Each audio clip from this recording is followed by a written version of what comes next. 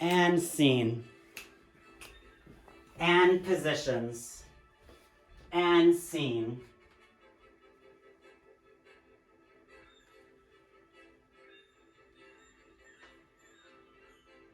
Okay, Google, volume 4.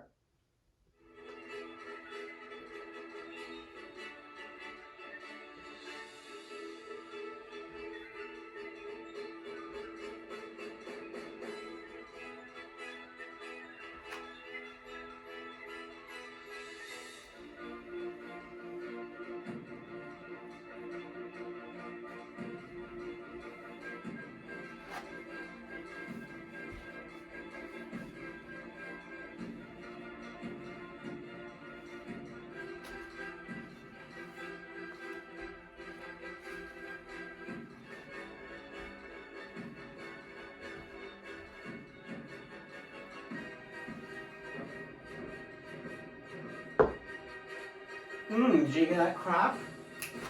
Hi. Oh, I didn't know where to go. This is pure practice. Here, I'm making a scroll. You can't quite see it yet. But I'm just writing down some ideas. And of course, I thought, you know what, let me just film it as part of my practice. You see? And I'm just setting it up here so I have a little bit of space to write, you see? And, yeah, just setting it up a little bit, that's all.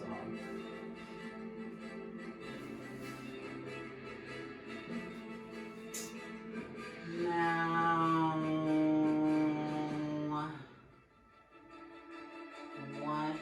I'm just looking for one more text to put here. From this collection over here. Oh, right, there it is.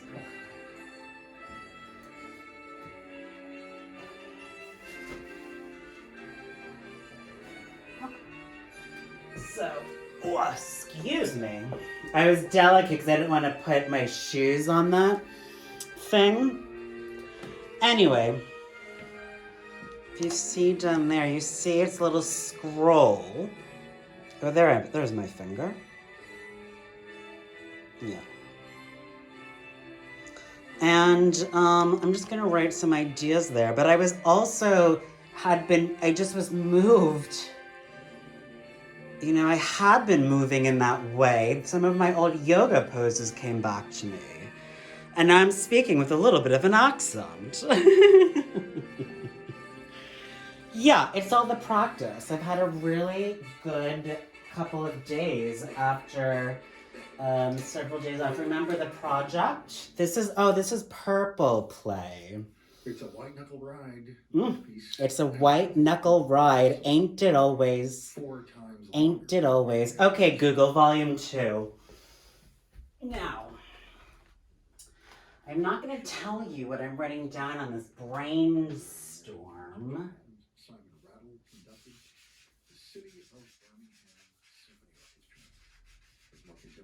On 2/23/21.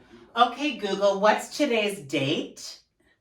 It is Tuesday, February 23rd, 2021. Yeah.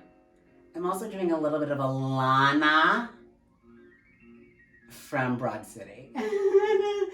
Impresiones.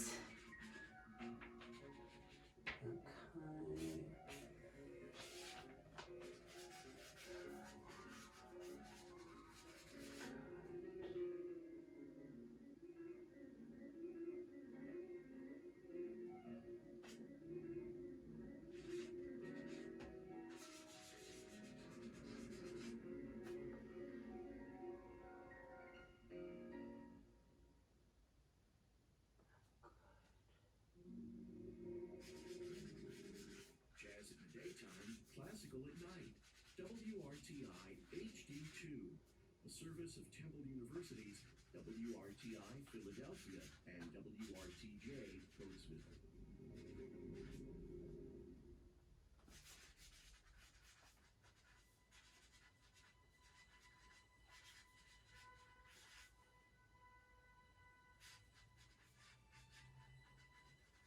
Breakbone Blues, Norfolk rhapsodies are, at their core, settings of folk songs. In the case of this piece, tunes that he had collected in English counties in Norfolk, in particular the fishing Bridge. in 1905. Um. Trick in this music as well. He not only sets those folk tunes, but he does it while simultaneously depicting the atmosphere of that sleepy fishing. Oh, I'm not telling you what these ideas are. These are my ideas. I'm writing with my purple pen. Enjoy this music, which is coming up later on in the hour ahead.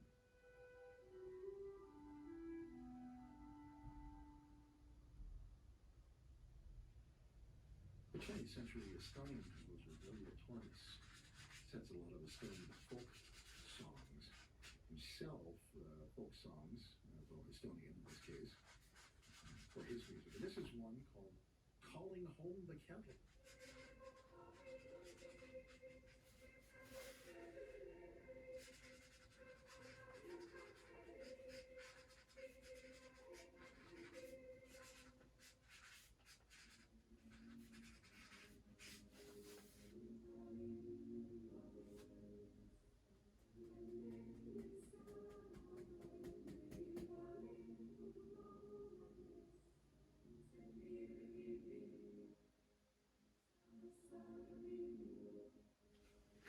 I had two other ideas aside from the one that I just wrote down, but I can't remember what they are now. You see?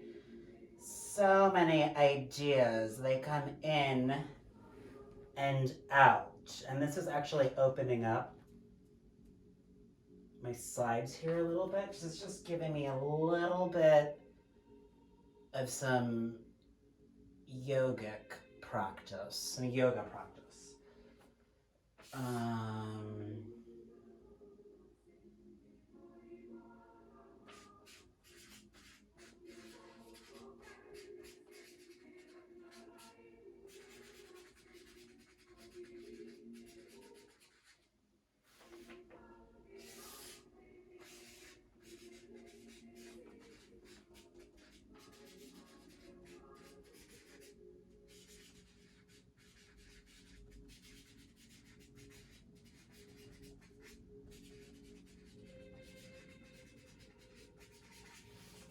Puja.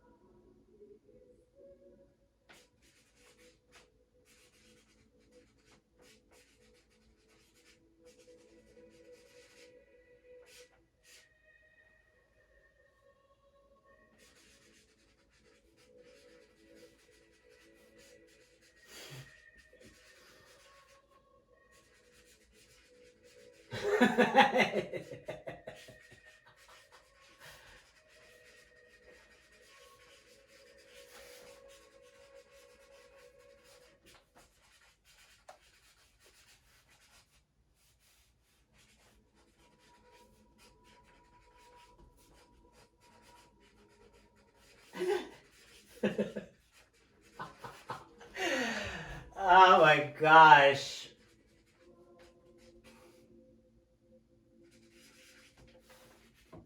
I wasn't lying when I said that academia is my social practice, which is a particular genre of art production, which is what I'm doing now.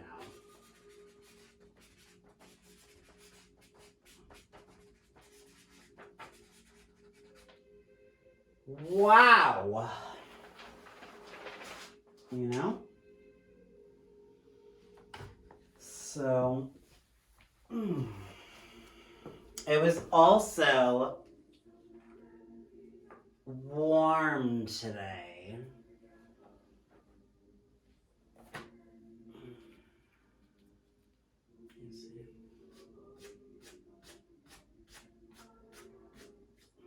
Since I'm wearing a slight outfit, not a real one, this is going to be super experimental. Hey, how's it going? Since I'm wearing a bit of an outfit, I don't want to lie down in that because there's residue from my incense tray here because some of the incense falls onto it, which I love. And by the way, this is all about showing outside of the frame. So I don't even know, like, if like I started it and then I came in, right? And I'm not editing out that beginning. So you see exactly how this is being constructed. Okay, but I'm also learning by doing because it's very do it yourself. It's very lo-fi, right? And I'm learning as I'm going, but I'm catching up faster now. So anyway, this is what I'm doing right now, and I had a really good, like I said, a really good couple of days. If I come back here, this is also the first time I've moved this camera from where it has been in quite some time. So this is gonna be a real classic DCMM. We'll see if I can get, that's my beautiful, right here. I just got a silk, I wanted to indulge. You can get silk pillowcases for like $45 now. That comes with a good housekeeping seal of approval. Which I didn't even know what that was until, oops, I just have to sneak around here until I looked it up. So like if I'm not happy with that purchase, like good housekeeping will give me my money back. But I'm already happy with it. It just, you know, it came with like, I was airing it out from the packaging.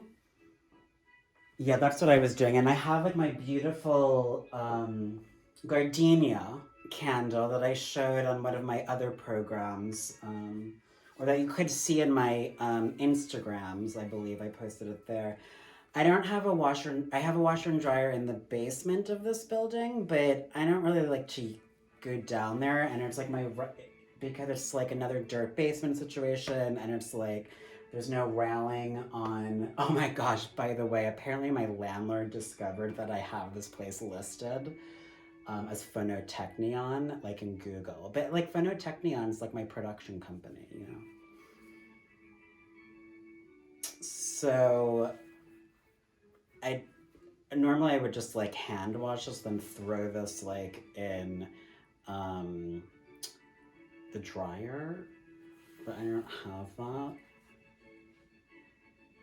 Because I'm not gonna go, you know what I mean? I'm not gonna go downstairs and do that, but like,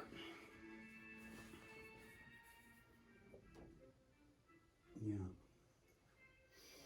So I just was, I wanted to just air it out before I put it on my bed because my car's, I'm just gonna start I'm gonna call AAA tomorrow and get, oh, I don't even know if I'm in the frame. I'm standing here like, I don't even know if I'm in the frame.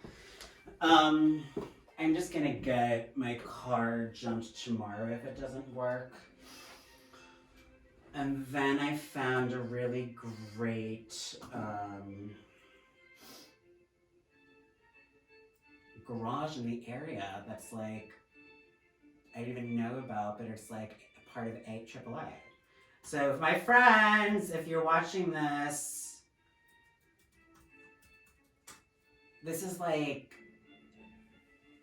remember, supposed to be an instructional video, like how-to lifestyle show, Demaster class / method to my madness. But you can also think like it's a course in adulting ethically, by creating as little harm, preferably no harm at all. But we live in a very complicated world, and unfortunately, some of the way that our systems work is that many of us are complicit, even if every fiber of our being is against what's going on. That's not an uncontroversial thing to say, by the way, but I've just said it.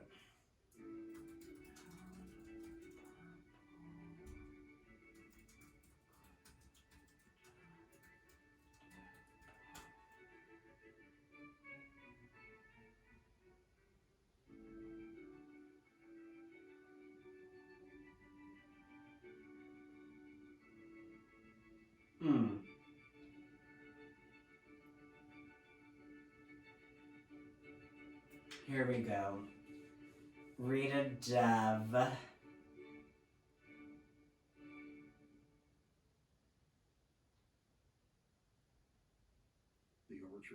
Somehow has dropped completely out of the conversation.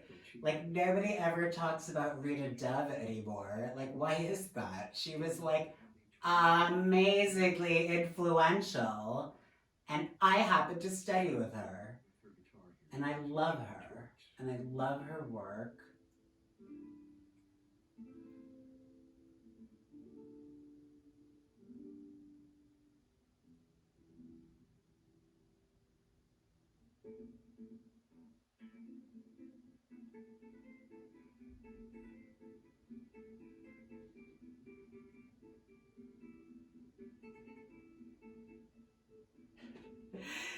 Oh my gosh, this is amazing. I'm reading this article about it from 2018, actually.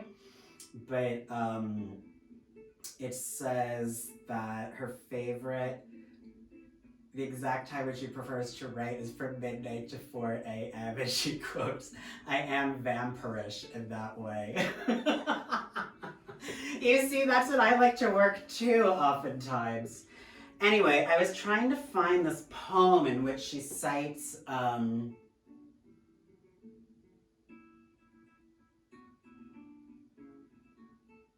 I know what it is. It's Maple Valley. Oh, here it is.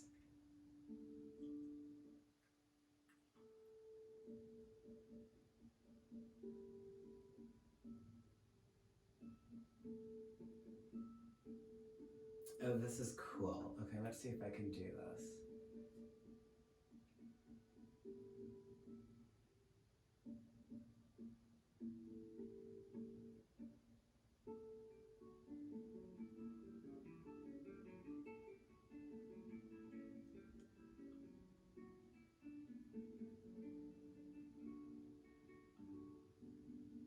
That's so funny, the website for this. I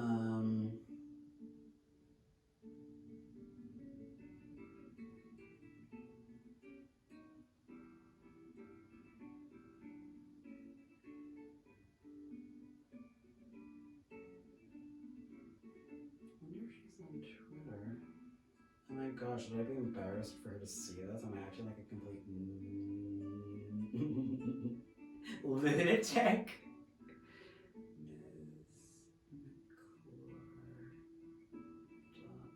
MsMcClure.com. Because I always felt a little bit vampirish as well.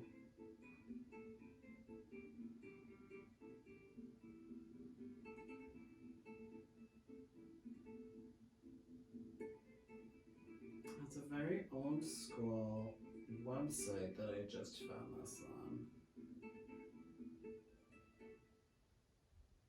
But I like those dates. Market 46.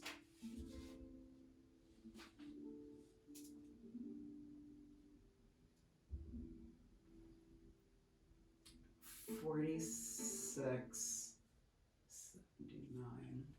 My brother was born in 79. Quite old, at least at first. I think that maybe you're listening to something from a much earlier era, but then it kind of falls apart about halfway through with those odd harmonics, and you think, maybe this is a 20th century piece made to sound like something from an earlier century, and that is indeed the case. The composer is named John Duarte.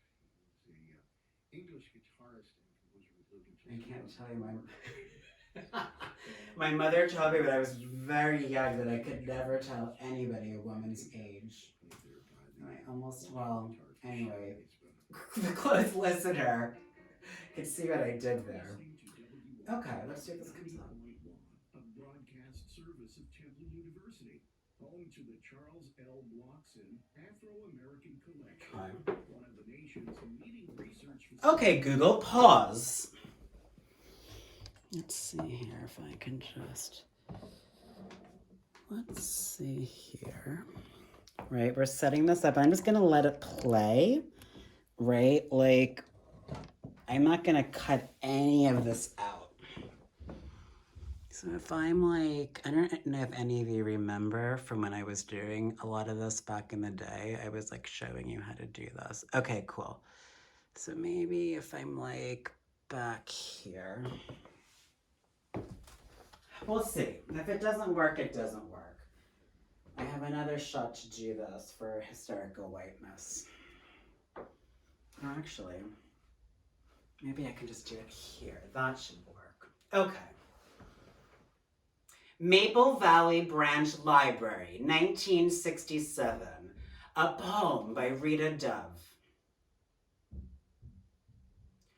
For a 15-year-old, there is plenty to do. Browse the magazines, slip into the adult section to see what vast tristesse was born of rush hour traffic, décolleté, and the plague of too much money. There was so much to discover, how to lay out a road, the language of flowers, and the place of women in the tribe of Moost.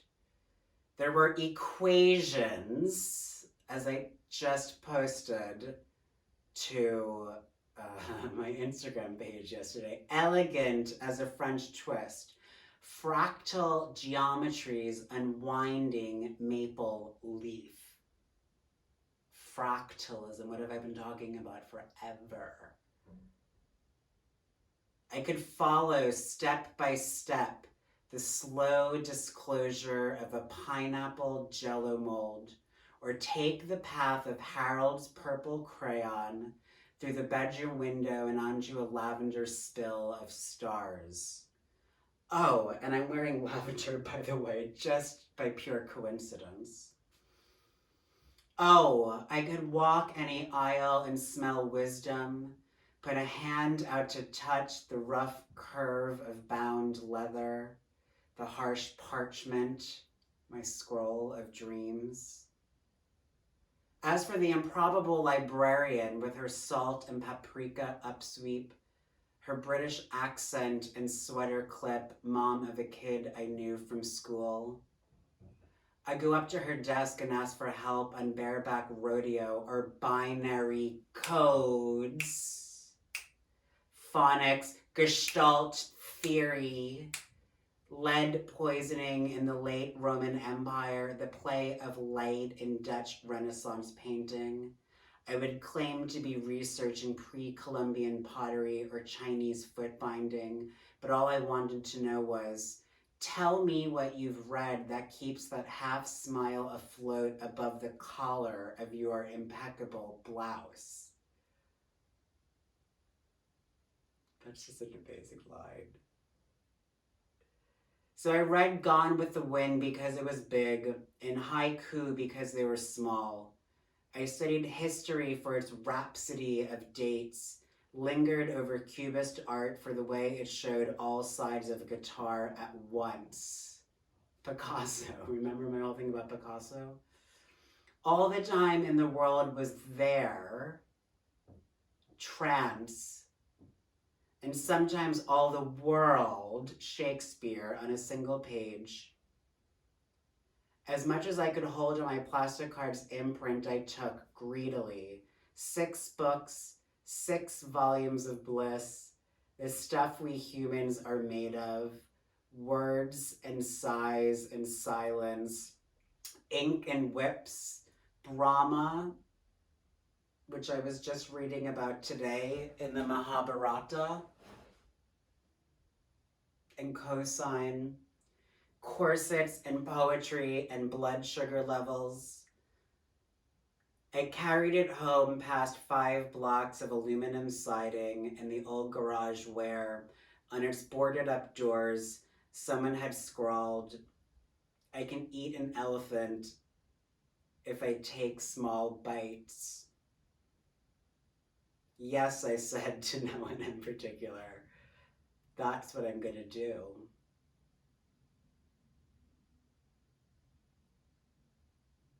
Rita Dev is actually the best teacher I've ever had. She was the most significant influence on me.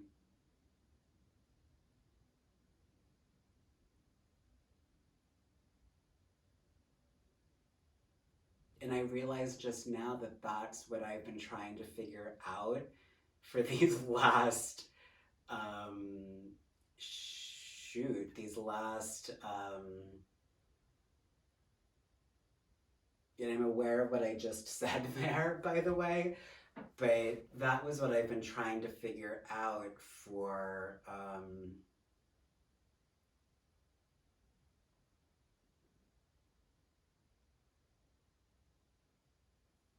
ever since my life went topsy-turvy. I mean, everybody's lives went topsy-turvy, but, in the whole series of events that I went through this summer, completely unexpected,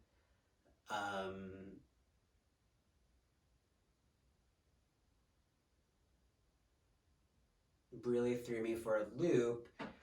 And, it just so happened that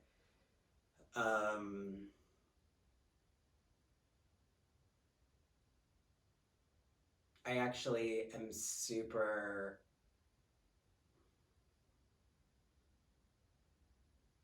structurally advantaged, privileged, well-to-do, a beneficiary of white supremacy and racial capitalism and settler colonialism and, heteropatriarchy and ableism in all of these systems and forms of dispossession and oppression and enclosure and containment and confinement and death, premature death.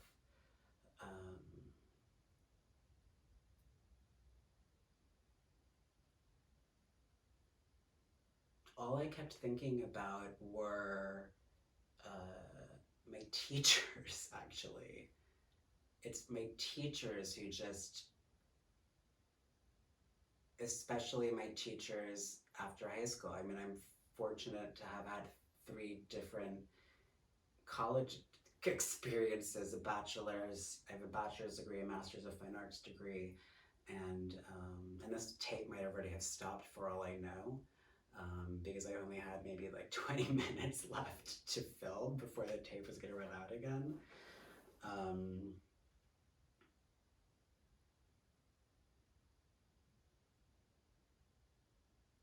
I just kept thinking about the teachers I had in college and the teachers I had in my grad program and the teachers I had in my PhD program, but also the mentors that I had, especially as I came to understand that through the network that I was a part of, which I could see pretty well on Twitter. after I hadn't really been paying attention to Twitter for several years because I was trying to finish my dissertation and all these other things were going on in my life. Anyway, whatever. The thing that I kept coming back to is many people who were closely reading my tweets, which weren't that many people, I don't think, but I know a few were.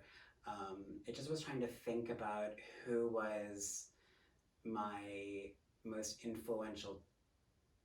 I wasn't consciously trying to think about my most influential teacher. I was trying to think about, like, I just kept reminding myself, scratch that. I wasn't thinking about my most, I did kept thinking about my most influential, but there was no one in, it's like a group, right? So, like, and I was just because as, as a archive buddy of mine once said, Lydia, you know, when we connected at the University of Cape Town's archives, special collections years ago, you know, she said that she thinks 12 dimensionally, like she plays 12-dimensional chess.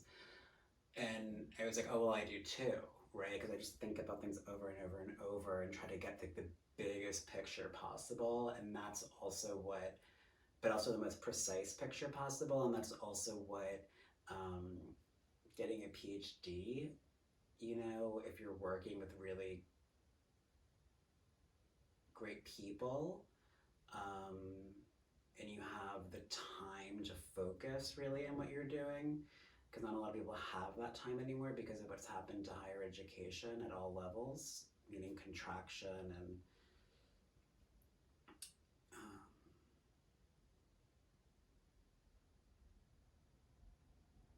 you know, the thinning out of so much, the flattening of so much, and sort of this ever spiraling world that we're in. But every time I felt misunderstood, or which I know sounds ridiculous coming from me, but anytime like I just felt like I don't know what's going on, or it's really difficult right now, or you know, whatever, because of the pandemic, I mean, everything's related to the pandemic in some fashion. I just kept thinking, you know, I kept thinking of my teachers and I kept thinking of my students, and and I didn't know that I was going to say any of this right now. And of course, this isn't live because it's not broadcasting live, but this has been my pandemic project, has been to perform on camera in different ways. And I really love the show Demaster Class / Method to My Madness, because I really wanted just to pull the curtains away from what goes on behind the scenes. And I've been trying to show people exactly how I live my life, or not exactly, but like a fair, not a representation, like an actual documentation. Like everything's improvised. Like I didn't come up with anything that I'm saying right now. I didn't write any of this down. I didn't memorize any of this. It's just coming to me. And again, a lot of this might not even be usable because I might have been cut off. And that's fine because it's always a process for me. It's not the product. And I didn't quite realize I was trying to figure out who my most influential teacher was until I just read that poem. And I realized that so much of the way that I write poetry, which I haven't really done very much of, although I since college and I worked with her, but and some other folks who were amazing as well, but like Charles Wright and Gregory Orr, among others. And Lisa Raspar is always really encouraging, but I just, you know, I've been coming back to poetry more and more, like so many people, right? Because what's going on right now for a lot of people who don't quite see it is that things are so difficult politically and socially and economically right now that it's like, it's just like the 70s or it's just like the 20s all over again. It's just like, there's like everybody's trying, people who have anybody who has any inclination to be artistic or creative or to have an impact, everybody is just trying to go for it right now. And that's why you're seeing like all these arts institutions not just putting on these like amazing shows right now, but all these arts institutions and at least the ones that have, you know, at least the ones who are able to stick around. So they have to have some kind of sizable, um, funding or revenue stream model, right? But they're all offering like free classes, you know, like Dance Space Project is offering all these like classes on breath work and singing and voice, right? MoMA and Studio Museum Harlem are doing all of this stuff. You know what I mean? It's just like, and it's like that doesn't always happen, and it's because, you know, there has been some kind of creative. I think there was a piece that said, like, I think Terry Jones, one of my other amazing teachers, I think is in it. I think there's like in Newsweek or Time or some magazine I didn't even know was still around.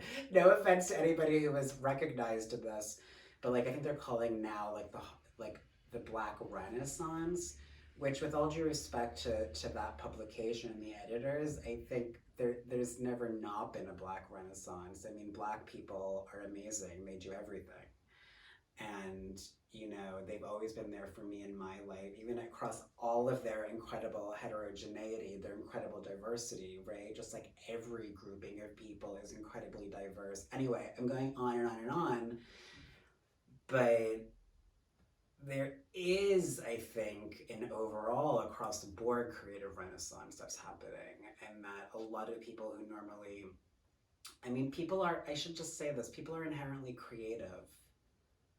People are inherently creative, and the people that have, even the people that, I can't make these broad generalizations, right? This is also blending into my speculation podcast, which are, or the speculation live series I want to develop, which is a whole other project where I would literally be lying on my couch, like doing my own therapy. Anyway, that was just a thrill, though. I don't know if this is still recording. If it is, I want to play you this video of her reading the poem. Let's see if it's still going. And it is a 3727 3.7, which is a very influential magazine. I didn't realize until I just read that poem that not just did Rita inspire me so much in my life, and I just knew her work so well. And then I worked with her, and I realized that the way that I read, as I was just saying, is in my poetry, which I'm coming back to more and more because I have the time again to do it, and the privilege and the luxury, really, although anybody can write poetry, and they should. You know, art is an antidote to all the tragedy and violence and grotesqueries of life right now. And I know a lot of people have completely tuned out of that, but I can't even listen to like the regular news. Like I asked Google just on a lark the other day to, you know, give me the latest news, and it was gross. I was like, it made me nauseated. I was like, I can't listen to this. You know, and so that's why I've been occupying myself doing all this other stuff, and I'm finally coming back to just like living my life like it's golden. Okay, Google, play Living My Life Like It's Golden. Got it. Playing the Spotify playlist called Living My Life Like It's Golden.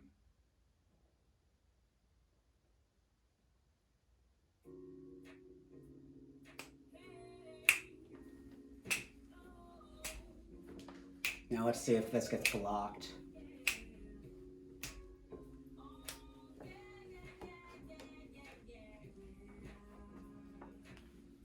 Okay, Google, stop.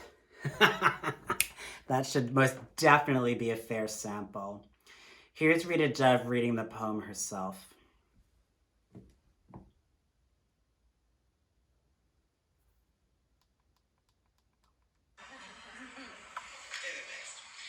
Maple Valley Branch Library, 1967.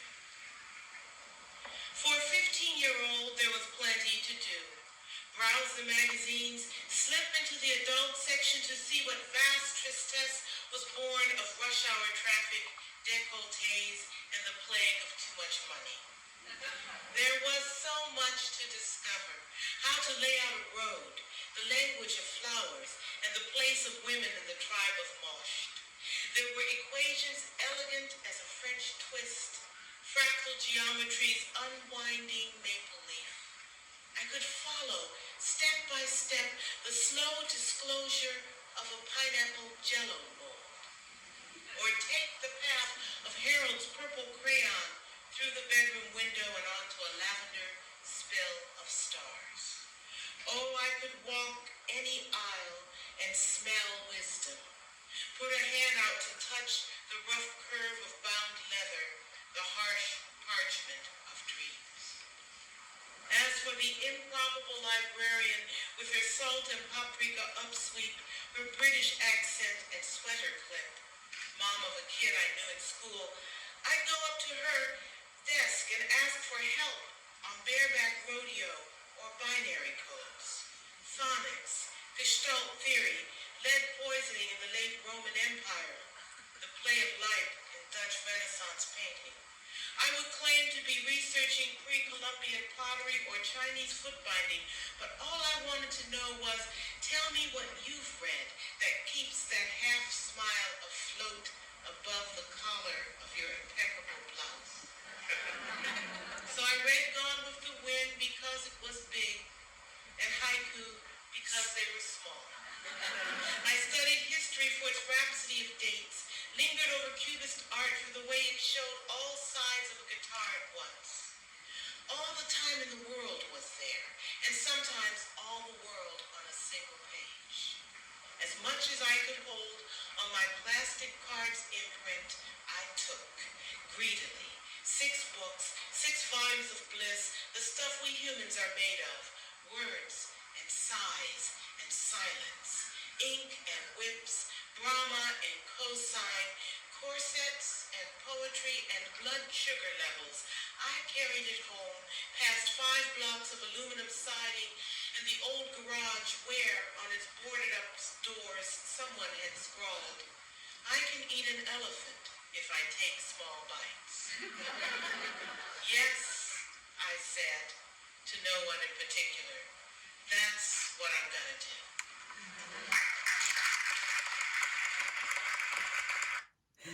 So, you know, I've been incredibly fortunate and also privileged because I've gone to really good schools to work with really amazing people, and it's really paying off for me now because not just am I thinking so clearly and am I getting all these great ideas and am I settling into being in Philly and looking forward to the spring coming, when I can stop running this heater, because this is a lovely building, but it's a little bit old. It reminds me, it allows me to think more about the past at the same time as the present, to get a sense of how, for instance, wealthier people lived than I am now, like back in the day in this area of Philly where I'm in Germantown.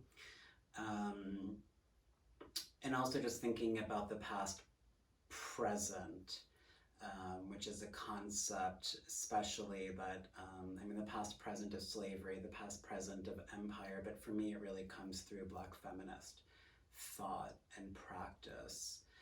And, I kept thinking about the color purple, and then my purple yoga therapy ball that you might have seen in some of my videos, right? The purple on these scrolls that I've been making, right? I don't know whether anybody thinks this is like legitimately art or not, but like I think it's super creative and like I really enjoy doing it. And it's helping me work through a lot of my ideas through the practice of doing. And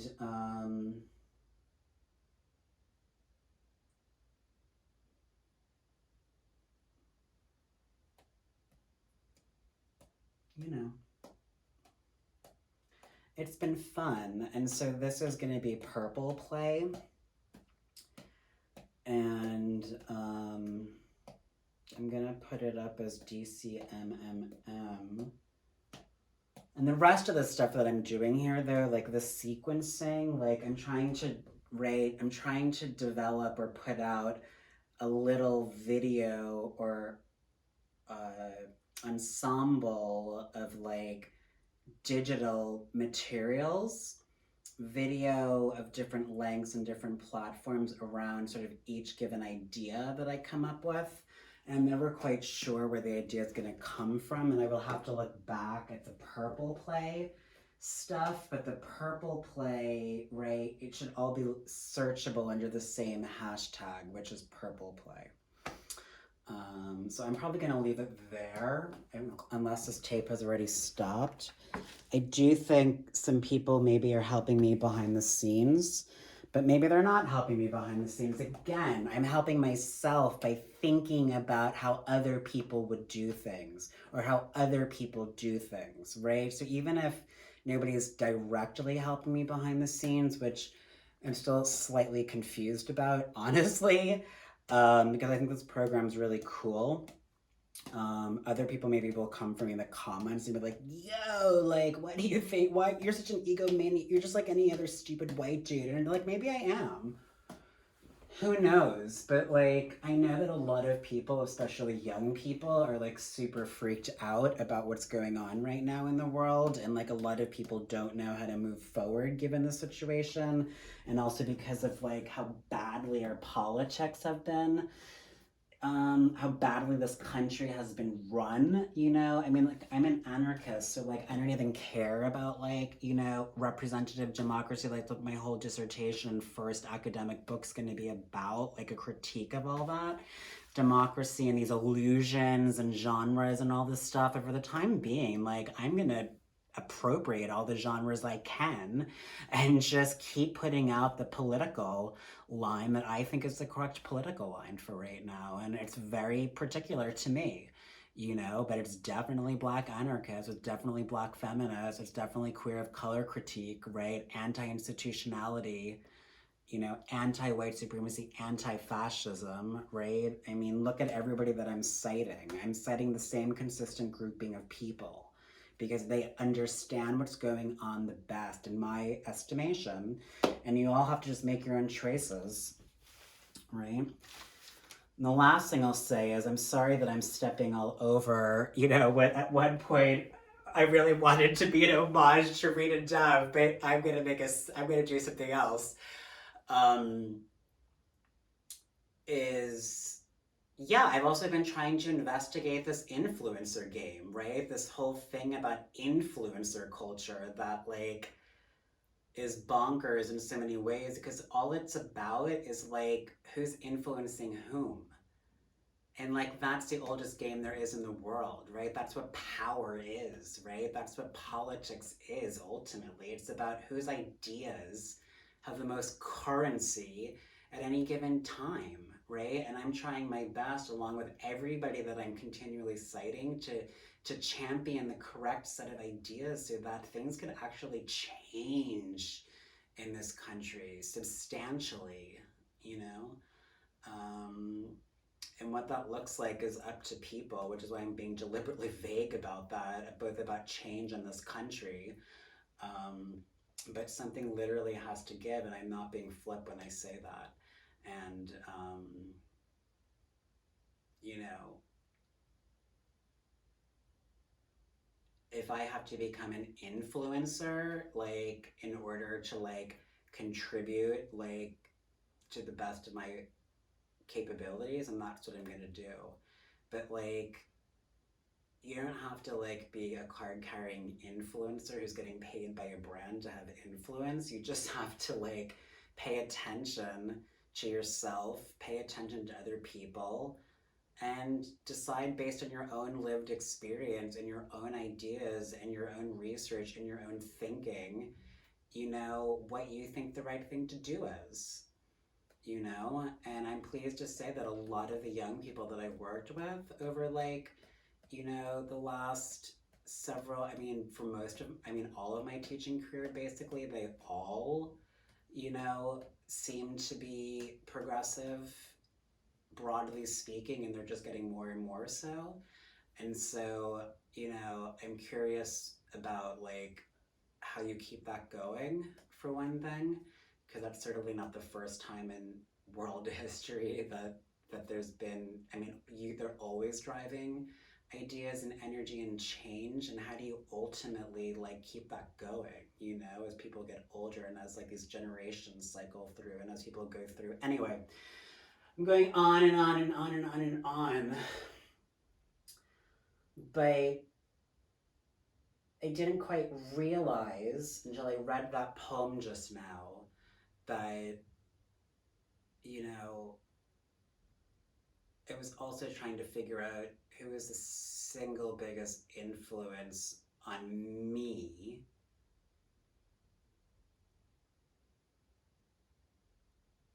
And I think it was Rita Dove. If I had to pick one person, it would be Rita.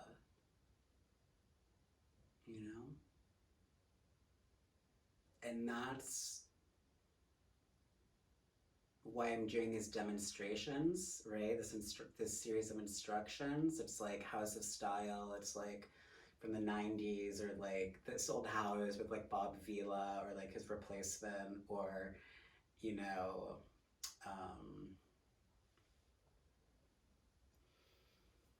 you know, 80s aerobics videos, because I'm trying to do some stuff with foam rolling, you know, like I'm just playing with like all these different genres. And what I ultimately want to do is, when it's okay for people to go back into enclosed spaces and see live performance, is that I want to do a version of this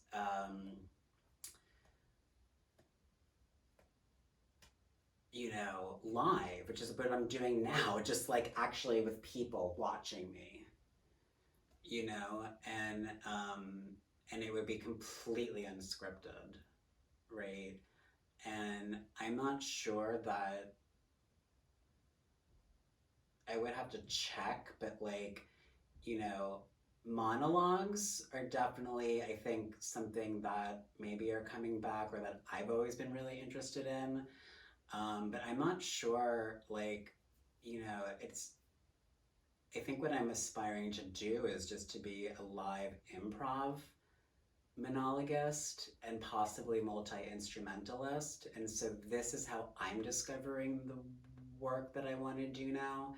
And I'm also happy to share my method with people, which would start just by watching these tapes, which are freely available on YouTube.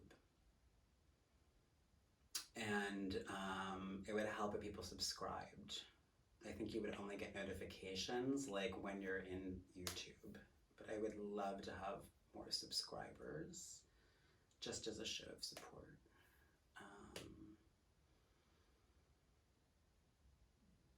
But yeah, I hope you all are doing well, and we'll see if this camera is still running. And it is at 53, 39, 41, 42, 43.